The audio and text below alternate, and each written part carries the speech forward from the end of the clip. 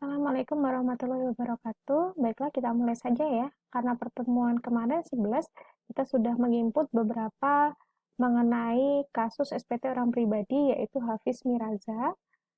Berikut ini sudah ada identitasnya ya, sudah ada penghasilan lain dari usaha konveksi, maka nanti akan dikenakan PPh final. Selain itu sudah ada daftar susunan keluarga dan daftar harta yang kemarin sudah teman-teman input ya, dan sudah ada daftar hutang. Kemudian selama tahun 2021, ini adalah beberapa penghasilan diperoleh ya untuk tahun yang sama. Oke, saya akan koreksi beberapa mungkin yang harus diperbaiki. Jadi nanti harus ada yang disesuaikan kembali. Contohnya adalah ini ya, kemarin ada salah pembuatan nama perusahaan, maka ini nanti silahkan dibenerin saja. Yang motong itu adalah PT Gramedia.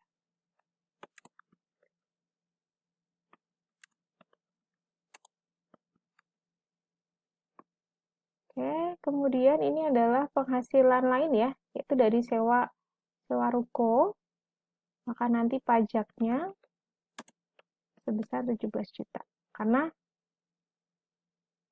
di sini belum diterangkan ya berapa besaran pajaknya. Kemudian ini jangan lupa nanti dimasukkan ke dalam lampiran harta atau ke dalam daftar harta. Ini nanti bisa masuk ke pekerjaan bebas. Kemudian kalau ini masuknya di SPT istri ya. Oke, kita cek lagi. Ini adalah bukti potong Hafiz Miraza.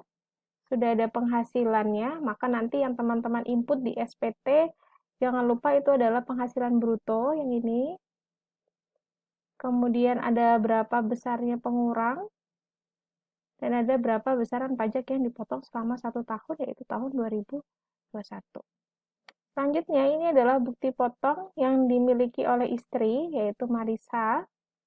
Marisa Putri, dia adalah seorang staf pajak pada PT Lancar Jaya.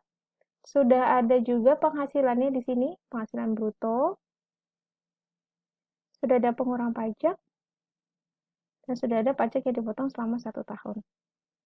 Karena dia memutuskan untuk manajemen terpisah, artinya nanti juga status di PTKP-nya adalah TK0. Karena kalau wanita yang sudah menikah dan suaminya bekerja, maka PTKP-nya adalah tetap TK0, tidak kawin dan 0 tanggungan. Gitu ya. Sekarang kita kembali lagi ke SPT-nya. Bisa teman-teman lihat, saya akan review kembali dari awal. Mulai dari lampiran harta terkhususnya ya, lampiran 1774. Ini adalah daftar harta yang dimiliki selama 1 tahun. Ada harta rumah, mobil, ruko, tabungan, dan logam mulia. Logam mulia ini dari warisan. Silakan lanjut lagi ke bagian B, ini adalah daftar hutang atau hutang pada akhir tahun. Nanti yang di jumlah peminjaman yang diinput adalah sisa hutangnya berapa. Kemudian ada nama anggota keluarga, teman-teman nanti bisa dicek lagi. Di sini sudah ada kepala keluarga, Hamis, ada Hafiz Miraza, ada Marisa Putri sebagai istri, Niken, dan ada anak. Jadi ada 2 anak ya. Oke, kalau sudah kita bisa klik selanjutnya. Kemudian kita lihat pada bagian A, penghasilan yang dikenakan pajak final dan atau bersifat final. Oke, seperti teman-teman ketahui, tadi Hafiz Miraza ada penghasilan lain ya, yaitu dari sewa. Maka jangan lupa silahkan diinput di nomor 9, ada sewa atas tanah dan bangunan, nilainya 170 juta dan pajaknya adalah 17 juta. Kemudian selain itu, apakah ada penghasilan lain? Tadi ada penghasilan dari usaha konveksi, maka itu masuk ke PPh final ya, yang 0,5% dikalikan dengan omset per tahun. Maka nanti masuk ke nomor 16 ini ya. Silakan diinput seluruh omsetnya selama 1 tahun yang di tabel rincian usahanya tadi.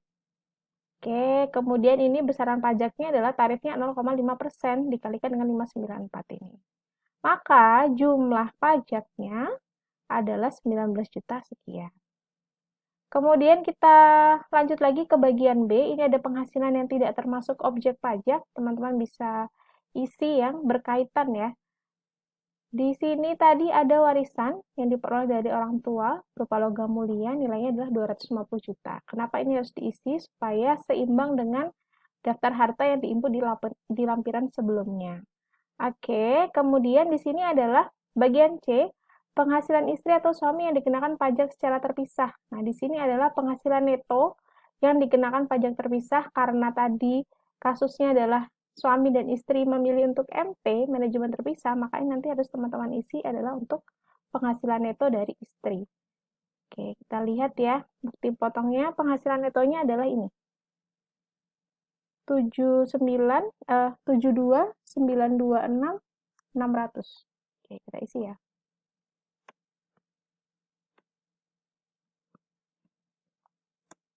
Oke.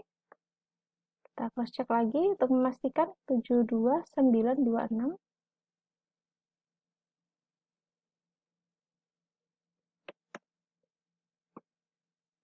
Oke, sudah ya.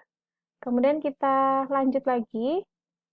Pada lampiran 1772 ini adalah daftar untuk pemotongan atau pemungutan untuk bagian A ya. Jadi yang diinput adalah daftar bukti potong yang diterima oleh Hafiz. Jadi tadi ada bukti potong dari perusahaan, namanya ada PPh pasal 21 ya. Nama bukti potongnya adalah 1721.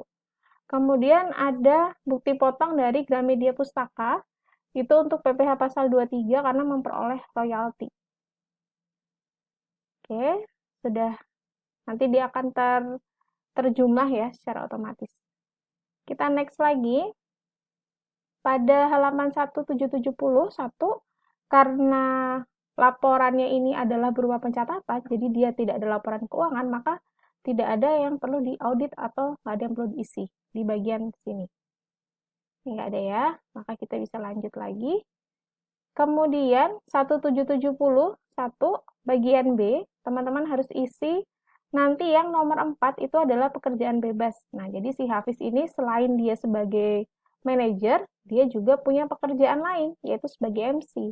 Omset atau penghasilannya selama MC 1 tahun itu adalah sebesar 250 juta. Maka silakan teman-teman isi di sini. Norma 50% ini adalah tarif NPPN yang sudah ditetapkan oleh Ditjen Pajak. Oke. Kemudian bagian C, ini adalah penghasilan neto dalam negeri sehubungan dengan pekerjaan dan tidak termasuk penghasilan yang dikenakan PPh yang sifatnya final. Di sini silakan teman-teman isi dari bukti potong PPh pasal 21. Nah, di sini ada penghasilan bruto, pengurangnya ini adalah biaya jabatan dan iuran yang dibayarkan oleh karyawan, dan di sini adalah penghasilan neto. Ini bagian C, teman-teman bisa simak kembali pada bukti potong. Oke, saya perbesar ya. Jumlah penghasilan brutonya 237.970. Ini adalah pengurangnya. Kemudian penghasilan netonya adalah ini. 229.470. Sehingga nanti untuk pemotongannya dia akan otomatis. Oke, kita cek lagi pada bagian D, ada penghasilan lain atau tidak? Yang tidak dikenakan PPh final. Tadi ada ya, dia dapat royalti dari Gramedia, maka silakan diinput di sini. Kita lanjut lagi. Di sini sudah masuk ke SPT Induk. Karena dia memilih untuk MT, maka silakan untuk status kewajiban perpajakan suami istri dipilih MT, dan NPWP istri diisi dilihat dari bukti potong istri. Oke. Bisa disimak lagi di sini ya. NPWP istri.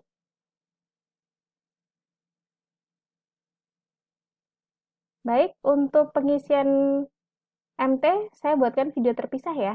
Jadi kalian bisa koreksi dulu apa yang sudah dikerjakan dari yang saya jelaskan tadi. Terima kasih.